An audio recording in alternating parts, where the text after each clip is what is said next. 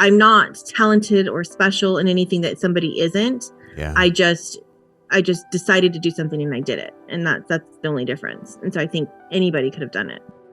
Ladies and gentlemen, welcome to the eComm Growth Show. Let's go.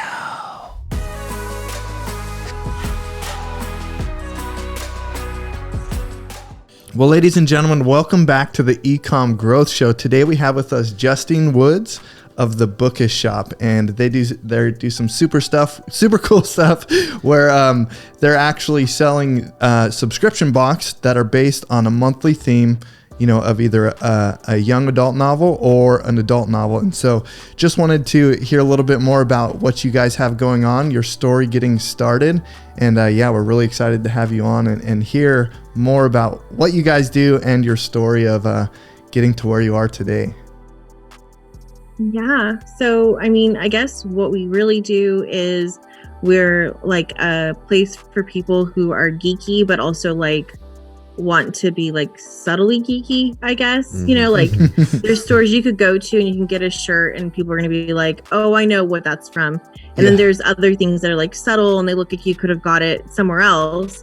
And then you're like, read the quote and you're like, oh, wait, I think I know what that is or whatever. And that's kind of always our angle with everything. So with the subscription box, it's been really cool. We get to make exclusive editions of all the books we do. So that means you can only get it from us. We work alongside publishers and authors to do this. All of our books are signed. They have exclusive covers, and we get to do really special features that you wouldn't see in a book that you just pick up in a random bookstore. From like the edges of the pages having like stencil spray design to art on the reverse of the dust jacket. It's really fun. So I love what we do. And like origin of that is that we didn't start there. Like it took a while to get there. What were some of the first steps of like getting to where you are now? Because you guys are doing quite a bit of business. Things are going well. People love your products. They love being a part of the subscription. And like you said, just love being able to flex, you know, but in a very subtle way, in a very unique way. And so that's really cool that you have so much originality behind what you do, and even the exclusive additions that you guys put in those boxes. That's super awesome. But what did it look like at the beginning? Well, at the beginning, I was a stay-at-home mom on WIC who had no money, and I obsessed with reading books. And I don't know if you guys know this, but books are really expensive for somebody who has like a very small, like fun part of their income. So I found out that I could review books on a blog with my friend, and then publishers and authors would send us books for free in like us reading and reviewing it to promote it. So we did that. And we wanted to kind of push it further because we were like, okay, but like we're getting this following, like how can we do this? So we started selling shirts, and every single shirt was literally hand painted by me. And it was a lot of work. Dang. And we started growing, and my friend and I went separate ways, and she'd always really wanted it to stay a hobby because she had income. And so she was comfortable with her income. And I always wanted to make more and do more. So as soon as we went separate ways, I really just like pushed really hard to do more. So I launched the shop to be a bigger platform. We got off of Etsy and started doing other things, so I had more control. Yeah. And then the whole subscription box thing kind of came about because the people who were putting on a red carpet premiere for 50 Shades of Grey movie reached out to me to do shirts. And they needed like a ridiculous amount of shirts in 2 weeks. And I was screen printing at that time, and I'd never done that many. Wow. But there was like no way I was going to say no because of course, the celebrities are going to take pictures in it. It's going to be in press. And I was like, yes. And so I was able to whip out like hundreds of these shirts in like a week's time frame. Just all by yourself on your screen printer? And it's not even a screen printer. Like when I say screen printing, I mean, I had a screen on my kitchen table and I was just doing everything I could. And I didn't even know that you could like add it to the ink so that it wouldn't dry out. So I had to get like 10 of the exact same design made. So when it dry out, I'd like throw it behind me and keep going, you know? Wow. It was like a call to all my friends, like, come help me and like fold these shirts and iron them so that they're heat pressed. And it was a whole thing. And so I realized I could do a lot more in a small period of time.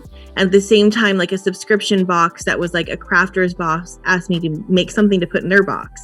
And that's when it like hit me like subscription box. Mm-hmm. And so when we launched, we just did a shirt and like 4 items that I got from small shops, like headbands or whatever, all like inspired by a box theme that was related to books. But our customers kept asking us to include books. And a couple of years ago, we were like, okay, let's do that. And that's been really cool. We just started being able to do exclusive editions probably about 1.5 years ago, 2 years ago in there, because you have to be ordering quite an amount of a single title for the publisher to let you change something about it, because they don't want to do that. It costs them money. So, but yeah, that's kind of how we got there. That's crazy. And how long ago did you start your business? So we're in our 6th year. Okay, that's awesome. So over after the last, about a year, yeah. Okay, after about a year, you started this subscription model. Nice. Yeah. And over the last 6 years, what's one of the biggest mistakes you made in the business that potentially others could learn from and avoid themselves? I think it was trying to do everything myself for longer than I needed to. And I see other people do it all the time, and I just think it's a bad idea. I am creative and I'm really good at being creator, but I'm not good at marketing. I'm horrible at customer service, especially because they're talking about something I designed. So like I'm taking it personal. And then my mom did my customer service. Also not a good idea, because apparently you're protective of your mother. So like when someone's mean to your mom, you're like, excuse me? So that didn't go well.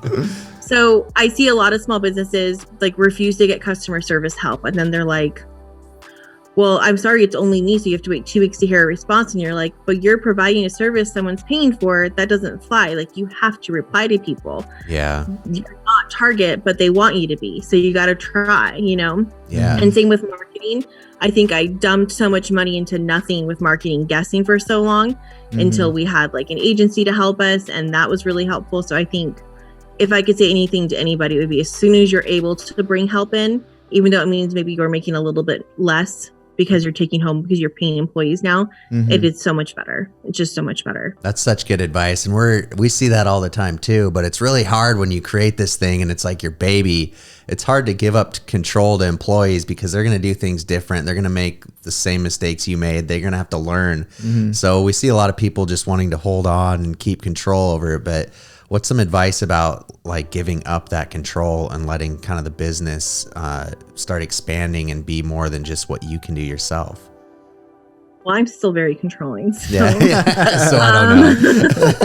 I mean, I think it's making sure that you trust the people you put in there. So like, I'm not going to hire somebody who I can pay less, who has no experience, because I'm not really going to trust them to do the job. Like, I'm just not. And the whole time I'm not going to feel comfortable just like hands off, like you're better at this than I am. Why would I do it myself when I have a professional right here? But if I'm trying to like cut corners, then I'm probably going to feel a little bit insecure about what they're able to do. And I'm going to feel like I need to like hold it tighter, So for me, it was making sure that the people I brought in, I trusted. So at first it was family members, and still now, like the number 3 person in my company is my sister. So, and I trust her, and she is actually killing it. So she's doing a great job. And I trust her that she isn't gonna, try to steal from me or like do something that would undermine the integrity of our business, because I mean, that's our livelihoods, right? But now it's like 25 people's livelihoods. So like, and everybody that's involved is just takes so much care towards it. And I think I don't know, I just feel like if I don't cut corners and I trust who's doing it, I feel much more comfortable about letting them do it. Totally. Yeah, I love your piece of advice too. And it is such a hard transition for so many people, because when you start your business and you get it validated, and you're doing everything yourself, it's like pretty dang profitable, because all the labor is just you, everything's going well.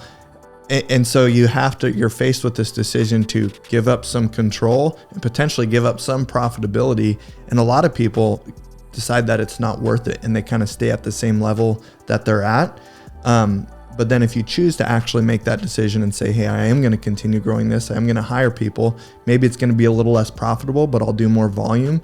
That's how you continue to grow. And I guess what I would ask you is, do you feel like it was worth it to start bringing people on and continue to grow? Or do you ever wish you just stayed where it was only you, it was super profitable, and it was just kind of like this small thing? Well, when I have like a mistake now and it costs me like $50,000, I'm like, oh. Before it was like, $2,000 and I could fix something. Right. Yeah. So that is the thing. But here's the thing. I make more profit now than I did when I was doing it myself. And here's the thing. My mental health is so much happier now that I can Yeah. we're like real life. I'm a mom. And so it's summer. And while we're waiting for a nanny to come in, because now I can afford to have an incredible nanny, while we were waiting for that to get situated, I was able to stay home and just take calls when I needed to and fully trust that my business is not going to implode on itself. Mm-hmm. I can go on vacations now and not at the end of the day be in my room like working, because I have people who are doing it and doing a great job. And I make more money now than I could have ever dreamed I would, but absolutely than I did when I first launched and was like, this is good money.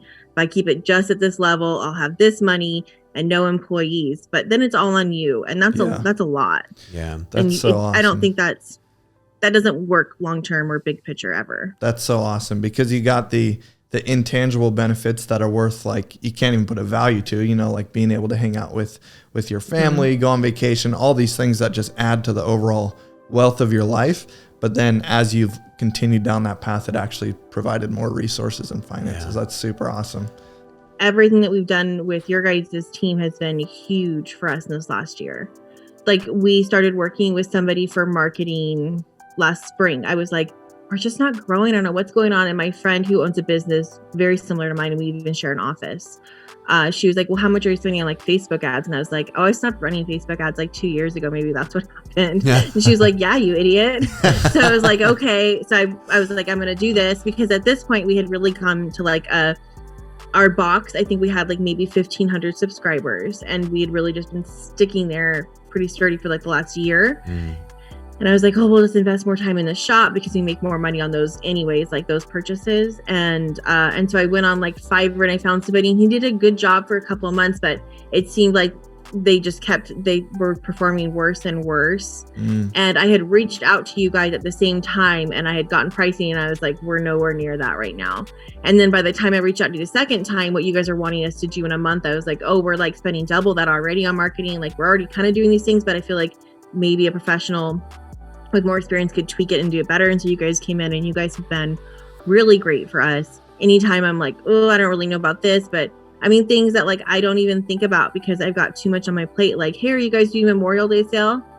Like, oh, okay. Yeah, we are. Yeah, we are doing that. Let me give you the details. And I would have never done that because I was just like, Memorial Day and books doesn't make sense, but we made money on our Memorial Day sale. So he's been awesome. Great. Like, this has been a very like positive thing for our business for sure. Like, I don't know how much of our stuff you guys see, but our subscribers are now, I mean, we'll be at 7,000 by the end of the summer. Wow. That's amazing. And that's, I mean, 1,500 a year ago today. Wow. And that was after like years growth. of doing it. Dude, that's so awesome. Yeah. Congratulations. That's amazing.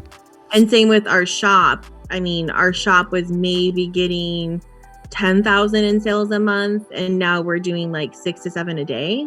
Dang. So wow. Things are really good. Yeah. So, and a lot of that is having some good marketing. Heck yeah. That's awesome. We're like, you guys will have to kick us out. Like, we're not going anywhere. If you were to rewind like 6 years ago when you were just getting going and told yourself, hey, look where we're going to be. We're going to be this multi-7-figure brand with 25 plus employees. Would you have believed it back then when you were just getting going? No. I mean, I mean, even like 1 year to the next year, I don't know. Like, I guess I'm just putting out decisions that like, this is my goal and this is going to happen. And so I would love to say that like 6 years ago, I was like, I'm going to do this and I'm going to do this. But 6 years ago, I was like, okay, well, like, how are we going to pay this bill? And like, what are we going to do with this? And, you know, maybe I can make dinner with these like 4 things. And my husband and I were sharing a car. So I was home all day. He would go to work. And I mean, I don't think I had the, like, I think there's some type of, there's privilege in the ability to dream, obviously. And a lot of people don't get that. Right. Mm-hmm. And there's freedom. You have to have a little bit of freedom and something where you feel comfortable to dream big, because it's almost depressing to dream like that when you think it's out of reach. So I never would have thought I could do it, but now if I saw somebody in my position, I can't help but like want to kind of like help them get where they should be going to, because I'm not talented or special in anything that somebody isn't. Yeah. I just decided to do something and I did it. And that's the only difference. And so I think anybody could have done it. That's awesome. Cool. Well, I have 2 more questions to kind of bring us home. And the first one is, what's next for you and the Bookish Shop, and kind of what is your vision for kind of the coming year or coming years? And then I want to end it with, if you could give like a new store owner one piece of advice, what would you tell them if you could only choose one thing to tell them? But let's start with what's next for you. Okay. What's next for me? We've realized that doing exclusive editions is very profitable for us. So we're heavily pursuing that to the point that we're releasing them on their own outside of the box. Ooh. And that's been great. Our biggest day in sales happened in a half hour. And It was an exclusive box that we did with a book that had nothing to do with the subscription. And so we're just going to keep chasing that. And maybe one day I'd like to actually do publishing is really what I'd like to push towards. That's cool. And then for a small business owner or any business owner, I don't know. I think the main piece of advice that I would always go to, it's 2. I have to do 2. I'm sorry. It's have a professional as soon as you can, and make sure you have an accountant. Like early on, get an accountant. Yeah. That all that money that you're making is not yours. Yeah. Awesome. Such good advice. Well, ladies and gentlemen, as I said at the beginning, we have Justine Woods with us here today. She's dropped some awesome knowledge bombs on us today. And I just want to say good job and congratulations, because I think you're inspiring a lot of store owners that are just trying to get past the hump. And I just want to give a big shout out to you and your team, because you guys are doing amazing things. And what you're doing with the exclusive editions of these books, like, I think it's really innovative and super awesome. So, and I wanted to ask too, thank you, Justine, where can people go to find you, to subscribe to your books and check you guys out? So we're super heavy on Instagram, and we're just thebookishbox.com, or at the Bookish Box is going to be that. And then you can find us online at thebookishbox.com, at thebookishshop.com. All of those are things that you can find us at.